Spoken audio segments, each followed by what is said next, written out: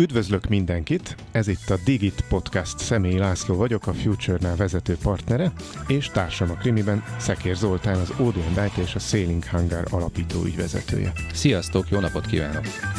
A Digit Podcast célja, hogy akit nem elégítenek ki a felszínes cikkek és a hangzatos jelszavak, az közelebb kerülhessen a digitalizáció és az informatika mai meghatározó trendjeihez. Mi itt a mélyére fogunk ásni a dolgoknak.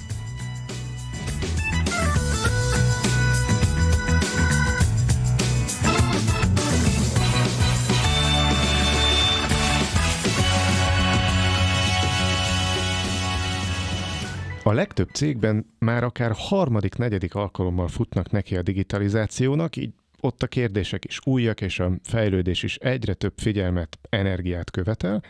Van viszont egy szektor, ahol talán még kis erőbefektetéssel is nagyot lehet ugrani. Ez a sportvilága, igaz, Zoli? Így van, ezért is választottam most kivételesen ezt a témát, mert hogy erről nagyon kevesen beszélnek, ugyanakkor nagyon sok olyan tartalmat tudunk hozzátenni, ami egy átlag vállalkozáshoz tartozó digitalizációban meg tud jelenni pozitívan. És mert szeretünk sportolni. Mert szeretünk sportolni, ez természetesen, mert a sportolás ez mind a kettőnk életének valamilyen szintű része. A mai napra azt terveztük, hogy egy picit körbejárjuk azokat a dolgokat, hogy voltak éppen egy kicsit nehezebb témában, de sportközpont, ami nagyon komolyan hangzik, de egyébként a digitalizáció milyen szerepet tölt be egy sportközpont, vagy milyen szerepet tölthet be egy sportközpont életében. Annál is inkább, mert biztos vagyok benne, hogy a hallgatók között is van, aki most éppen sportolás, futás vagy egyéb közben hallgat bennünket. Üzleti terv, működtetési feladatok, kockázatok, marketing, ezek a szavak adják a vezérfonalat. És ez jó hangzik, de a digitalizációt is tegyük már hozzá, mert hogy nagyon-nagyon sok sportközpont például jelen pillanatban a digitalizációt úgy gondolja, hogy Excel táblában vezeti. Miközben a hozzátartozó technológia lehetőséget biztosít még egy pár dologra. És persze egy kis személyes szálat is fogunk szőni. Minden adásba, így a maiba is, úgyhogy vágjunk is bele. Sokszor látom azt, hogy a digitalizációt egyfajta modernizációs kérdésként kezelik, tehát hogy hallgatjuk a konferencia előadásokat, lapozgatjuk a magazinokat, és úgy érezzük, már nagyon sokan használnak Emmit, vagy chatbotot, vagy szoftverrobotot, vagy épp okos hőmérőt, vagy tudom is én, hát akkor nekem is kéne használnom, és akkor elkezdik számolni, hogy mennyibe kerül, mi lehet a benefit, a jóság utána. Itt a sportközpontnál maradva mondjuk sok helyen van már hálózatba kötött futópad, vagy szobakerékpár, mi is tegyünk be párat. Na most örömmel láttam egy posztodban, hogy te első feladatnak az üzleti tervet jelölöd meg. Beszéljünk akkor erről, hogy miért. Mi az a gondolat, Laci, ami akörül jutott eszedbe, hogy sportközpontról beszélgessünk? Nekem a sport eleve szimpi, tehát hogy mindenki sportol a családban, még ha nem is hivatásosan, de valamilyen szinten. Szerintem hozzátartozik ugyanúgy, ahogy a zene, ugyanúgy, ahogy a művészetek, vagy éppen az olvasás hozzátartozik a mindennapi életünkhöz. Másfelől azt látom, hogy ahogy az építőipar, egyébként a sport szolgáltatások világa is alul digitalizált csúnya szakszóval, magyarul kevéssé használja ki azokat az eszközöket, amik amúgy már régóta rendelkezésre állnának ahhoz, hogy még hatékonyabbak legyenek. Ez egy nagyon általánosnak tűnt, ez amúgy nem használja ki azokat az eszközöket, de van-e olyan pontos tapasztalatod, empirikus úton, ami nem tetszett, vagy tetszett név nélkül, tehát hogy bementél valahova, és nem tetszett az, amit látsz? Én keveset jártam egyébként nagy méretű konditerem jellegű sportközpontba, de néha külföldön járva azért bebenéztem ott is, meg itthon is, és már 5-6 évvel ezelőtt voltam kint például Belgiumban, ahol ott magyarázta nekem az egyik belga kollégám, hogy hát ő nagyon szeret biciklizni, és télen azért nem olyan jó kint biciklizni, még a belgáknak se, ezért gyakran jár szobabiciklizni, és hogy milyen klassz, hogy már csináltak ilyen szobabiciklit, aminek van egy ilyen képernyője, és ő látja, hogy éppen melyik pályán megy, ki tudja választani, hogy mondjuk ő most a Tour de France melyik szakaszát szeretné letekerni, de még mást is, egy csomó mindent tud választani, és akkor ráadásul látja, hogy a többiek, akik ugyanazt a szobabicikli szoftvert használják, ők hogy tekernek azon a pályán, és megelőzik egymást. Ez volt 5-6 éve. Ez az élmény része. A másik része szerintem az, hogy jutok be, meg hogy fizetek, meg egyáltalán hogyan tudok igénybe venni bármilyen szolgáltatást, ott bőségesen lenne tér mondjuk a papírnak az elfelejtésére, és sokkal gyorsabb lenne minden. Tehát mondjuk ne kelljen felemelnem a telefont ahhoz, hogy időpontot foglaljak például. Nem szeretsz telefonálni? Arra akarsz célozni? Vagy nem szereted a személyes kommunikációt akkor, amikor megteheted? A telefon nem személyes nekem. Én nagyon szeretek személyesen beszélgetni, mint veled. Ez provokatív dolog volt, tehát hogy nagyon... Sikerült. Azért, mert hogy a generációváltást is hozzuk már bele ebbe a dologba. Tehát, hogy akkor, amikor beszélgetünk arról, hogy sportközpont meg digitalizáció, akkor kíváncsi lennék arra is, hogy a hallgatók közül hányan mondják azt, hogy ők viszont inkább telefonálnának. Volt olyan digitalizációs programunk, amiben az derült ki, hogy magának az applikációnak az volt a halála, hogy az éppen aktuális közönség, ő még telefonálni szeretett volna. Csak hogy egy kicsit bonyolítsuk azt a mondatot, hogy digitalizáció, és hogy tudjuk ezt az egészet jól kezelni. Tök jó, hogy mondod egyébként. Dolgoztam bankban, és hát ott is millió telefon van egy hónapban. Az az érdekes, hogy azokat a telefonokat, meg az e-maileket, meg a honlap, vagy akár applikációbeli megkereséseket tudjuk-e egy csatornába terelni, vagy egy rendszerben kezelni. Tehát mondjuk, ha arra vagyunk kíváncsiak, hogy Személy Laci, ő hányszor telefonált, hányszor írt e-mailt, és hányszor használt az applikációnkat az időpontfoglaló funkcióval mondjuk, akkor ezt meg tudjuk úgy mondani, hogy nem kell 4-5-6 helyen, és még egy füzetben is keresgélni, hanem ott van minden egy helyen, nem? Alapjában véve a Covid, én azt látom, abban változtattam meg a működést, hogy egy picit elszigetelten lettünk csoporttagok. Tehát maga, amit fölvezettél, hogy szoftver alapon kapcsolódtunk elkülönítve a társainkhoz. És ebben egy nagyon érdekes dolog merült fel. A társaságnak a hiánya és a mentális egészség. A mentális egészséggel korábban nagyon keveset foglalkoztak, és azt gondolom, hogy ebben a mentális egészség megőrzésben nagyon sok olyan személyiségtípus van jelen, aki egyébként a normál működések között az épületeken belül, a szocializációban megtalálja a társát, a párját.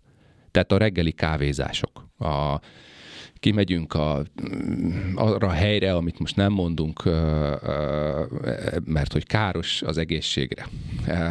És sport témában ez nem jó. És egyébként sem.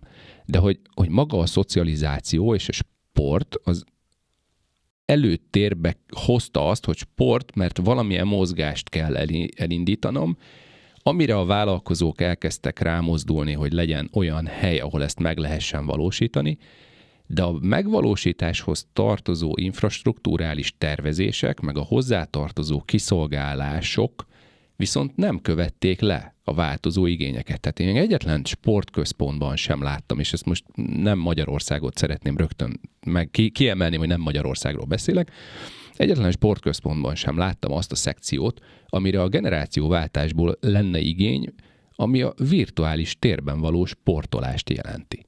Ugye az e-sportok is egyre nagyobb népszerűségnek örvendenek. Ami azért is érdekes, mert hogyha most én ezt visszahozom a céges bejárunk és dolgozunk, honnan tudom azt megmondani, hogy ezekkel a felhasználó nevekkel, jelszavakkal, mint identitások nem jutnak ebbe a vállalati rendszerembe.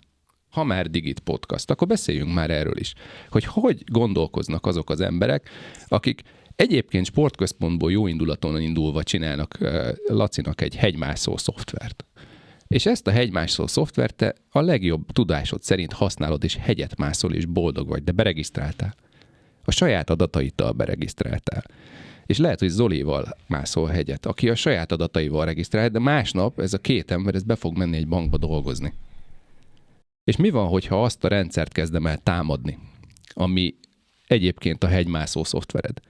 És hogy ennek a részének a kifinomultságára szeretném felhívni a figyelmet. És hogy akkor az például kinek a felelőssége? Így van. Általában az ott lévő wifi-t.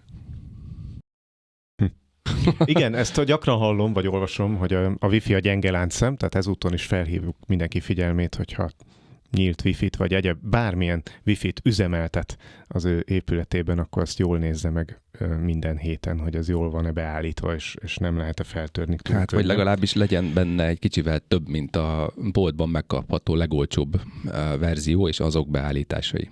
Most tulajdonképpen egy olyan szempontot mondtunk, ami, ha eddig valaki esetleg szimpatikusnak tartotta a digitalizációt, most lehet, hogy meg is ijedt tőle. Igen, mert hogy pont azt szeretném egy picit kiemelni a digitalizációval, amit mindenki egy picit elfelejt. Ez nem arról szól, hogy megveszek egy szoftvert, hanem arról szól, hogy egy infrastruktúrát tartok fent.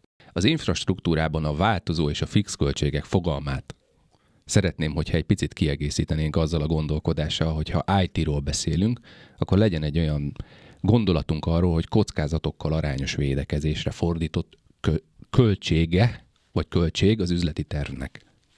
Na ez például szerintem megint aláhúzza az üzleti tervet, hogy az miért jó. Mert egyébként, hogyha nincs, tehát hogy megyünk, csináljuk, mert ez egy jó dolog, és nem akarunk időt húzni mondjuk azzal, hogy tervezünk, meg majd kialakul, akkor könnyebben elfelejtünk fontos részleteket, ami úgy elsőre nem jut eszünkbe. Mert ami elsőre eszünkbe jut a sportközpontról, meg a digitalizációról, azzal haladunk akkor is, ha nincs terv, igaz? Így, abszolút. Hogyha most visszakanyarodunk egy pillanatra a kerékpározásra. Ígértem, hogy egy személyes szálat be fogunk hozni. Neked az életedben milyen szerepet játszik a kerékpározás, a biciklizés? Mikor tanultál meg például biciklizni? Hát ez most egy nagyon érdekes dolog lesz, mert a kerékpározás játszhatna nagyobb szerepet is az életemben, viszont nekem volt egy balesetem, amikor is egy bicikli úton egy autó elütött. És azóta nekem nyilván egyensúly zavaraim vannak, tehát a biciklizés ilyetén formán már csak teremben. Hány éves voltál? Hát ez 2 éve volt. Ez 2 éve volt, addig én bicikliztem. Nem azt mondom, hogy minden nap és edzés jellegűen, erre tartok egy magyar vizsgát, de hogy ebből a szempontból a biciklizés... Az egy sportos állat. Igen, ez egy nagyon sportos állat. Volt a Covid idején voltak ilyen karikatúrák, hogy egy kutya, és ugye a lépcsőház, és akkor a kutya ki van, amikor már mindenki elvitte sétálni. Hát ennek pont az ellenkezője volt így megvalósítható vizuálisan, tehát már az egész lépcsőház kifáradt, a kutya meg még mindig ment volna sétálni. Tehát, hogy nagyjából így tudnám jellemezni ezt a dolgot. Biciklivel is tud menni, ez kétségtelen tény, de tehát a biciklizés szerintem nagyon fontos. Önmagában az, hogy különböző kardiós részeket te tudsz kialakítani magadnak, ami a megerőltetőtől a kiegyensúlyozottságig folyamatosan egy picit tisztítja a gondolkodást, de ez bármilyen sportra is igaz. Tehát azt szeretném mondani, ugyanígy ezt el tudom mondani az asztali teniszre és kedvenc sportomra, a vitorlázásra, de a személyes száladat hozzuk vissza, hogy én szeretek biciklizni, bár most nem tudok. Aha, tehát hogy ez annyira kihatott, hogy nem. Érdekes, nekem is volt. Arra is emlékszem, hogy kisgyerekként, még ilyen 4-5 évesen, amikor tanultam biciklizni, akkor így körbe-körbe mentem, és úgyis tökre jól el tudtam esni egy udvaron. Úgyhogy az ott, hát a nagymamám álhatatos biztatásának köszönhető, hogy mégis megtanultam biciklizni. De aztán ilyen 10 évesen is, vagy 10-12 évesen is volt nekem is egy ilyen, hogy át akartam menni az Ebrán. Én váltig állítom, hogy zöld volt. Van olyan barátom, aki azt mondja, hogy már piros volt, úgyhogy el kell, hogy fogadjam, hogy lehet, hogy beszűkült a látásom, mert a túloldalon megláttam édesanyámat, és akkor oda siettem volna. És jött egy autó. Oh. És az első kerekemet azt így telibe elcsapta, ami által rám dőlt a bicikli, tehát nekem azért is volt nyugtassunk meg mindenkit, hogy toltad a biciklit, mint toltam, az zebrán. Toltam. Hát tehát, hogy ez abszolút. Éppen ezért volt az, hogy akkorát azért nem tudtam esni vele, de hát nyilván nagyon megijedtem tőle, de valahogy nem vette el a kedvemet, és hála Istennek nem is sérültem le, úgyhogy ez megakadályozzon. Egy ősrégi 26-os mountain bike-kal szoktam időnként neki menni a városnak. A világnak már nem egyszer, most elmentünk tavaly a fiammal Egerbe Gödöllőről, az egy ilyen 144 kilométeres út volt, hogy ne a forgalmasabb helyeken menjünk, és oda kölcsönkértem egy normálisabb cangát, amivel ekkora távot megbírok tenni. A sportközpont esetében mit mondtál az elején? Applikációt nyomok. De hát alapjában véve minden cég, ha most nagyon ki fogom sarkítani, magamra húzom a népharagot, de hogy szerződéskötés, elvégzem a szolgáltatást és vagy a munkát, és a végén kifizetem. Ha ezt a folyamatot valaki nem tudja, hogy pontosan mi történik, erre nem lehet az IT-soknak megmondani, hogy milyen programot írjanak. És én ezt látom óriási buktatónak. Azt gondolom, hogy ez a kulcsa minden applikációnak. Attól fog működni, hogy arra készült, amire szükség van. Most akkor így mondom. De az, hogy mire van szükség, mit kell tudni csinálni, mit kell támogatni, hívjuk mondjuk folyamatnak, de hogy mit kell csinálni, szerintem ezt mindenki megérti, az nem egy triviális, nem egy egyszerű dolog. Pláne egy induló vállalkozásnál, ha mondjuk új sportközpontot nyitok, ha csak nem volt 3 másik sportközpontom, akkor valószínűleg nincs annyi tapasztalatom, hogy pontosan tudjam, hogy mit kell csinálni. Magyarul el kell kezdeni tervezni, gondolkodni és egyeztetni, beszélgetni, akár kipróbálni, és az applikációval lehet, hogy nem érdemes túlságosan gyorsan haladni az elején, mert nem arra fog készülni, amire szükség van, hogyha nem tudjuk még igazán, hogy mire van szükség. Van itt még 2 olyan téma szerintem, amit érdemes lenne megvitatni a sportközpontok és a digitalizáció metszetében. Az egyik a marketing. Hogy talán, ha egyetlen területet kéne mondani, amit fenekestül felforgatott a digitalizáció az elmúlt 10 évben biztosan, és teljesen másképp zajlik a benne dolgozók élete ma, mint 10 évvel ezelőtt, az a marketing. Te mit értesz marketing alatt? Én elmosódott vonalakat értek, ami arról szól, hogy tudom eljuttatni az üzenetet a felhasználókhoz, és hogy a felhasználók hogy tudják azt az üzenetet megérteni, és az én szolgáltatásomat preferálva igénybe venni tőlem. Nagyon szép, egyszerű, tetszik az elmosódott vonalak, különösen költői. Nekem világéletemben bajom volt a szóval, nem a tevékenységgel, és tisztelem mindazokat, akik ebbe dolgoznak, nem tartom sem lufinak, sem extravaganciának, de az a szó, hogy marketing, ha valaki ugye angolul nézi, ez egy nagyon-nagyon csúnya műszó. Szerintem az, hogy ez a terminus technikus vált be, vagy ez terjedt el, hogy marketing, ez sokat kifejez abból, amennyire távol áll ez a hétköznapi emberek gondolkodásmódjától. Ehhez képest szerintem a digitalizációban ez az egész hát minden pontja átalakul. Átalakul az, hogy mit hívok piacnak, ugyanis megnyílt egy új piac. Ide most visszakanyarodnék direkt arra, amit mondtál, hogy virtualizáció, meg virtuális valóságok. Tér, igen. Tehát korábban nem létező lehetőségek nyíltak. Egy gyakorlatilag ilyen blue ocean, ahogy az angol mondja, ilyen újonnan elérhető mindenki számára pluszt nyújtó dolgok nyíltak meg a virtuális, vagy akár csak a kiegészített valóságban.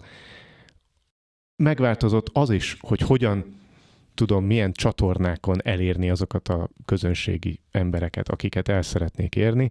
Hát ennyi csatornánk még soha nem volt. Ugye most visszautalva, van egy telefon, sem. Még mindig föl tudom hívni. Van de az ennyi e-mail. Generációnk sem volt, Laci. Tehát az érdekesség és a dolognak. És mindenkit máshol tudok a legjobban elérni. Pár év múlva 5 generáció lesz jelen. Tehát jelenleg 4 generáció van jelen. És mind a 4-et máshogy tudom, és máshogy kell, és máshogy szeretném megszólítani.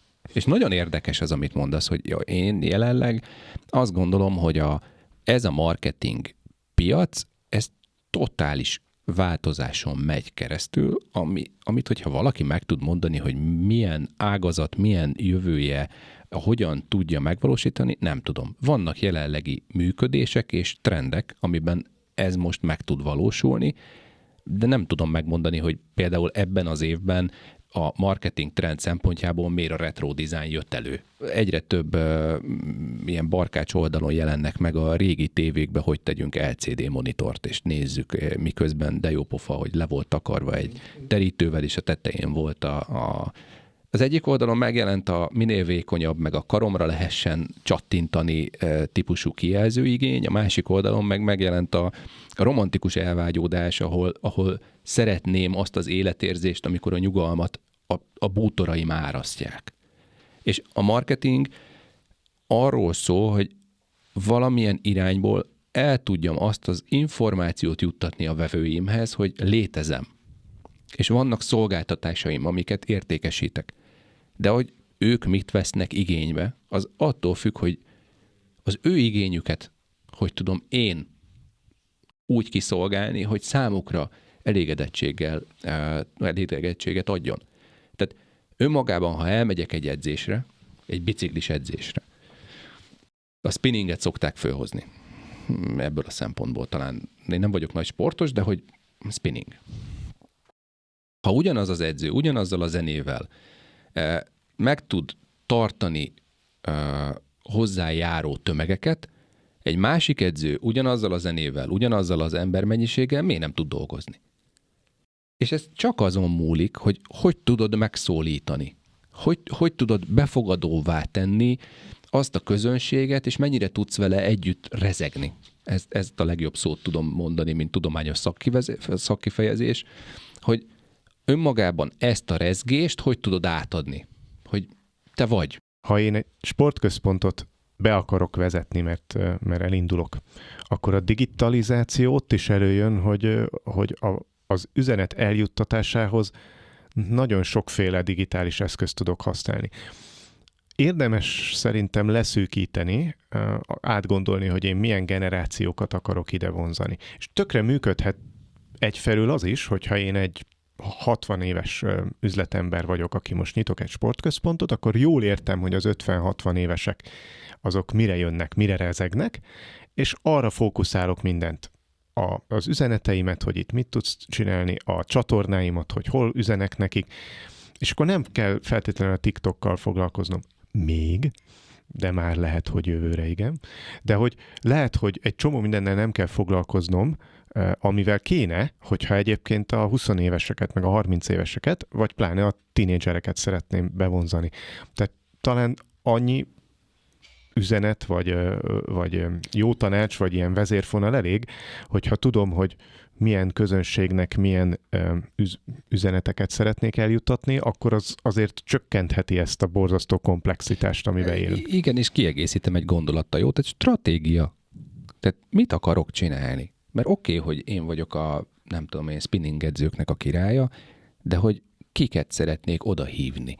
Fantasztikus az, hogy ha van olyan applikáció, amivel én mondjuk a hegymászó csoportot tagja lehetek, és van a világon az adott reptéren egy olyan szoba, ahova én bemehetek, és azt a fél órát sportolhatom, akkor önmagában ez egy zseniális dolog.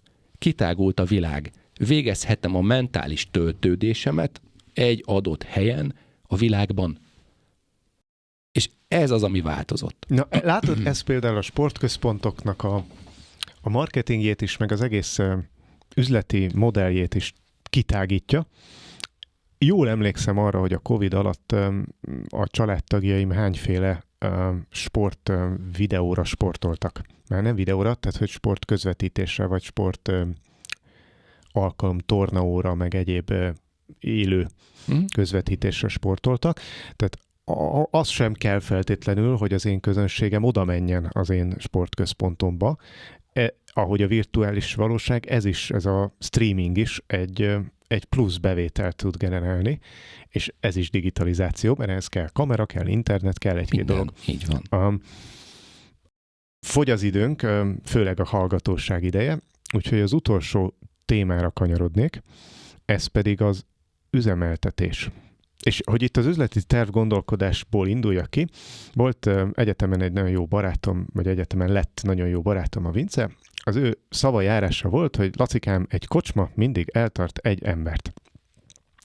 Lefordítva ezt a próbálkozókról a vállalkozók nyelvére, egy bizonyos kellően alacsony költségszint mellett el lehet lenni kis vállalkozóként nagyon sok helyen látom, hogy nincs benne növekedés, potenciál, de eltartja azt, aki csinálja.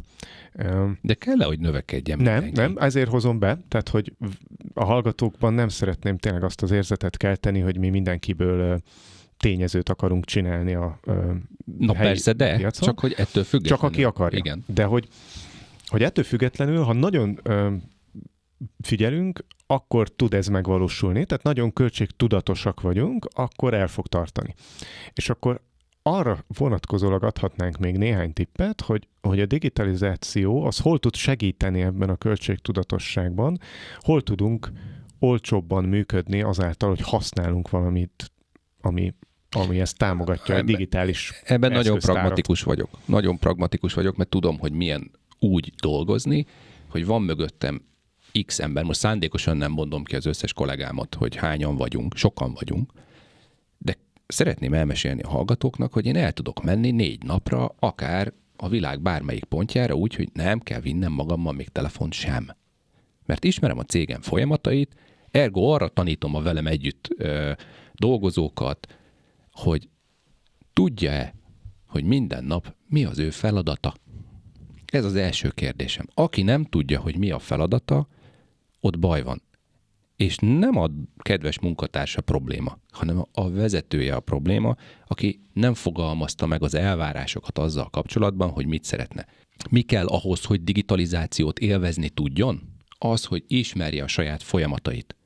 A saját folyamataiban pedig azt is meg fogja tudni, hogy mi az, amit digitalizálhat, mi az, amit nem digitalizálhat. Mert ez egy nagyon fontos dolog, hogy nem kell mindent digitalizálni, de a digitalizált tevékenységek nagy százaléka jelentős költségcsökkentést tud hozni abban az esetben, ha jól használjuk. Ha nem, akkor csak kidobott pénz. Akkor még konkrétabban azért rákérdezek egy-két dologra. Ügyfélnyilvántartás? Kell, mert a marketing része. Analitikát tudsz belőle csinálni. Inkább akkor csináljuk úgy, hogy mondasz valamit, én meg felsorolom, hogy mi mindenre lehet használni, hogyha ezzel így egyetértesz. Igen, meg hogy ez maradhat-e manuális, antidigitális és teljesen hagyományos? Az első 5 felhasználóig igen, onnantól fogva nem, és hogyha digitális részét elfelejtjük, akkor az adminisztratív költségekben fogjuk megfizetni. Számlázás. Nem. Azért nem, mert egyrészt kötelező, hogy minden számlával valaki foglalkozzon, amit lehet digitalizálni, ami kapcsolódik az ügyféltörzshöz, mert egyébként az automatikus számlázásnál a vevő kiválaszthatja akár a NAV adatbázisából a saját nevét és cégadatait, amit mind a két oldalon megspóroltuk az időt. Költségnyilvántartás. Az lehet manuális a kezdetekben, de egy idő után már nem lehet, mert könyvelési tételek fognak benne jönni-menni, értékcsökkenések fognak benne jönni-menni, egészen más aspektust fog tudni valakinek mutatni, hogyha van róla analitika. Erről eszembe jut az Excel. Igen? Mert hogy szerintem a világ első digitalizációs hulláma a 80-as években az egyetlen egy dolog volt, az Excel. Nagyon jó az Excel, ezt szeretném elmondani. Egészen addig, ameddig egy egyszemélyes vállalkozó vagyok. És egy személyben kezelek valamit. Amikor már 2 emberem van, még mindig használható az Excel, és már előjön az a mondat, hogy tényleg csukd be. Vagy legyen megosztott, ugye, felhőbeli Excel. Emlékszem egy adattárházas konferenciára, ez még bankos korszakomból való, nem most volt. Elhívták az adattárház atyját ide Magyarországra egyszer, a Bill Inmont Amerikából, aki nem tudom hány évtizede adattárházakkal foglalkozik, nem volt fiatal, és elmesélte, hogy ő bizony volt tanácsadni Mexikóban. És Mexikóban valamelyik nagy olajtársaságnál dolgozott, és konstatálta, hogy az egész olajtársaságban nincs adatbázis, meg adattárház. Egy több milliárd dolláros cégnek a teljes adatkezelése Excelben volt. És láttam én is olyan cégeket, akik Excelben csinálják, és zseniálisan. Nekem nem ezzel van bajom. Nekem azzal van bajom, hogy biztos vagyok benne, és ez az elmúlt 20 év egy nagyon konkrét konklúziója és tapasztalata, hogy abban a cégben a pénzügyek alternatív módon is folynak. Felvétel és HR kérdések. Nehéz a kérdés is, meg a válasz is. Nincs egyetemleges. A generációváltás miatt teljesen megváltoztak a HR tulajdonságok, szokások, nyilvántartások, kezelések és munkák. Ha folyamatban nem tudom megmondani, hogy miért felel, és nincs munkaköri leírása, akkor voltaképpen nem tudunk HR-ről beszélni, előjön a valamizés. Szilárd meggyőződésem, és nálam nagyon fontos a cégen belül, hogy mindenki akkor és onnan dolgozik, ahonnan és amikor szeretne, mert tudja, hogy mit kell neki csinálni. És nem én osztom be az idejét. Ő beosztja a projektnek a végső határidejéhez képest a saját idejét, hogy mennyit tud egy nap rászánni. Fizikailag, ha beültetek valakit az irodába, 4 órán keresztül hatékony. A maradék 4 órát csak fizetem. Társaság. És hogyha ezt kezdem el megvizsgálni, akkor miért ne dolgozzon 8 órát úgy, ahogy ő szeretne? Jó, valószínűleg egy sportközpontban ez nehezebb, mint a marketingben, vagy a kiberbiztonságban. Én azt gondolom, hogy pont az erőnléti edzésekhez, és a mentális egészséghez, és bizonyos olyan edzésekhez, ahol felkészítési időpont van, pont nagyon fontos dolog, amiről beszélek. Mi van, hogyha az edzőnek hajnal 2-kor kell bemennie és megtartani az edzést, mert úgy jön ki az amplitúdó az éppen felkészülési fokozatnál. Tehát ezért a versenysportban nem így megy, hogy most akkor én délután 2-kor most megiszom a kávémat, hanem ott konkrétan annak a sportközpontnak rendelkezésre kell állni. Lehet, hogy éppen akkor adja le a sportoló a legjobb teljesítményét, és nekem ezt kell visszavennem arra, hogy mondjuk elutazik, maradjunk a mexikói példánál, elutazik Mexikóba, 7 óra a különbség, és nekem a 7 óra különbségben kell fokoznom a teljesítményét. Tök igazad van, de a másik irányból nézve meg ez egy kötelezettség, tehát hogy ha ez a sportoló szempontjából rugalmas, akkor a sportközpont szempontjából megkötött. Mert biztosítanom kell. Nem mondhatom a sportolónak azt, hogy én most nem szeretnék dolgozni, majd egy pár óra múlva szeretnék idézném dolgozni. nem tudom, hogy a Hamis a babában volt-e, vagy valamelyik ötvös csöpi filmben, jó? Tehát a fölcsapnál Samesznak, ugye ez a kérdés, miközben ott tengózik Puskás Ferenc. Nagy tisztelettel én is azt mondanám, hogy Puskás Ferencnek non-stop nyitva van ez a stadion. Utolsó témakör, beszerzés és készletnyilvántartás. Több szempontból is érdekes. Én jellemzően azt mondom, hogy mivel könyveléshez is kötődik, érdemes digitalizálni.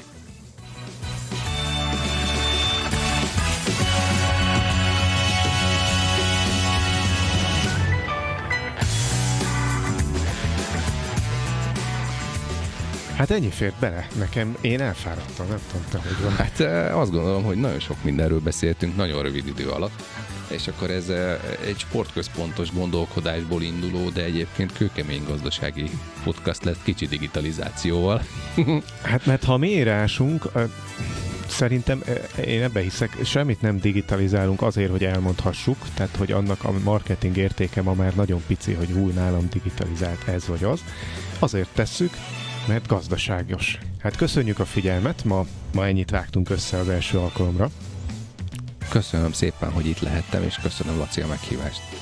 Sikeres sportközpont építést kívánnak a műsort készítők. A moderátor Személyi László, a Future Now vezető partnere.